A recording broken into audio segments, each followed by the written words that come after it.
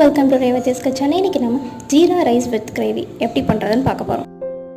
இதுக்கு தேவையான பொருட்கள் என்னென்னு பார்த்தீங்கன்னா, ஜீரா ரைஸ்க்கு பாஸ்மதி ரைஸ் 100 கிராம், ஜீரகம் 1/2 டீஸ்பூன், பிரிஞ்சி இலை 1, கிராம்பு 4, பட்டை 1 இன்ச்சு, வெங்காயம் 1, முந்திரி 6, பச்சை மிளகாய் 4, எண்ணெய், நெய், கரம் மசாலா 1 டீஸ்பூன். கிரேவிக்கு பார்த்திங்கன்னா வெங்காயம் 1, ஜீரகம் 1/4 டீஸ்பூன், கிராம்பு 2, பட்டை 1 இன்ச், தக்காளி 2, பொட்டுக்கடலை 1 டேபிள் ஸ்பூன், மிளகாய்த்தூள் 1 டீஸ்பூன், தனியாத்தூள் 1 டீஸ்பூன், கரம் மசாலா 1/2 டீஸ்பூன், எண்ணெய், உப்பு. இப்போ ஒரு பவுலில் 100 கிராம் அளவுக்கு பாஸ்மதி ரைஸை நம்ம ஒரு 10லேருந்து 20 நிமிஷம் ஊற வச்சு எடுத்துக்கலாம். அடுத்து ஸ்டவ் மேலே ஒரு குக்கரை வச்சு அதில் 2 டேபிள் ஸ்பூன் எண்ணெய், 2 டேபிள் ஸ்பூன் நெய். இந்த எண்ணெயும் நெய்யும் லைட்டாக சூடானதுக்கப்புறமா அதில் ஒரு பிரிஞ்சி இலை, 1 இன்ச் அளவுக்கு பட்டை, 4 கிராம்பு, இது 3 லைட்டாக எண்ணெயில் பொரிஞ்சதுக்கப்புறமா இதில் 4லேருந்து 5 பச்சை மிளகாவை நம்ம சேர்த்துக்க போகிறோம். இது கூட 6லேருந்து 8 முந்திரியை பாதி பாதியாக போட்டு நான் சேர்த்துருக்கேன். அடுத்து 1/2 டேபிள் ஸ்பூன் அளவுக்கு ஜீரகத்தை நம்ம இதில் சேர்த்துடலாம். அடுத்து ஒரு பெரிய சைஸ் வெங்காயத்தை நீல வாக்கில் கட் பண்ணி எடுத்திருக்கேன். இந்த வெங்காயத்தை நம்ம இதில் ஆட் பண்ணிடலாம். வெங்காயம் பார்த்திங்கன்னா நல்லாவே வதங்கணும்.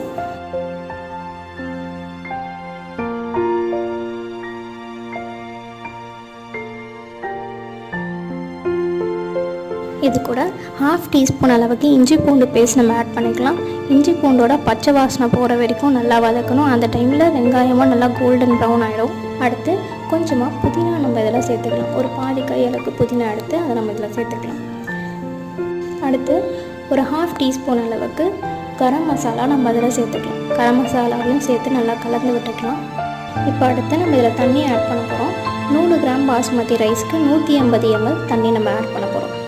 இப்போ அளவு கரெக்டாக தெரில அப்படின்னா 1 டம்ளர் பாஸ்மதி ரைஸ் எடுத்தோன்னா அதில் 1.5 டம்ளர் தண்ணி நம்ம சேர்த்துக்கணும். இப்போ இந்த ஜீரா ரைஸ்க்கு தேவையான உப்பு நம்ம சேர்த்துட்டு இப்போ இந்த தண்ணியை நல்லா கொதிக்க விட்டுடலாம். இப்போ பார்த்திங்கன்னா தண்ணி நல்லா கொதிச்சிருச்சு. இந்த டைமில் நம்ம ஊற வச்சுருந்த 100 கிராம் பாஸ்மதி ரைஸை நம்ம இதில் சேர்த்துடலாம். பாஸ்மதி ரைஸ் பார்த்திங்கன்னா நல்லா கொதிச்சுட்டு இந்த மாதிரி ரைஸ் நம்மளுக்கு வெளியே தெரிகிற டைமில் நம்ம மூடி போட்டு குக்கரை மூடிடலாம். இப்போ இந்த குக்கர் நம்மளுக்கு விசில் வரணும்னு அவசியமே இல்லை. சிம்மில் வச்சு ஒரு 5 நிமிஷம் விட்டாலே நம்மளுக்கு பாஸ்மதி ரைஸ் நல்லாவே வெந்துடும்.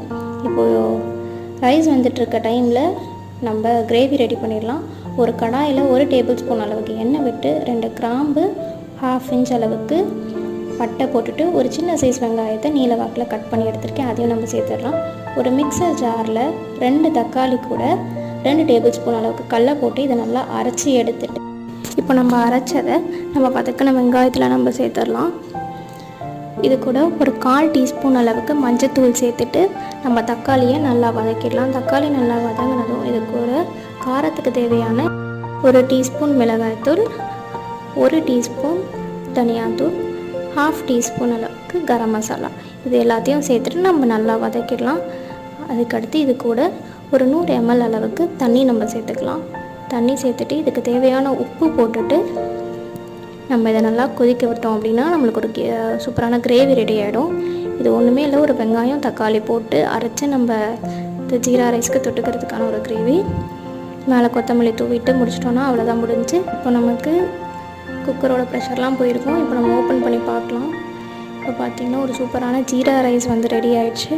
கொஞ்சம் கூட உடையாமல், விசிலே வைக்கலனாலும் கொஞ்சம் கூட உடையாமல் நல்லாவே வெந்துட்டு வந்திருக்கு. இது நம்ம இந்த லைட்டாக இந்த கிரேவி கூட தொட்டு சாப்பிட்டா ரொம்ப சூப்பராக இருக்கும். ஸோ தேங்க்ஸ் ஃபார் வாட்சிங். Subscribe to Revathi's kitchen.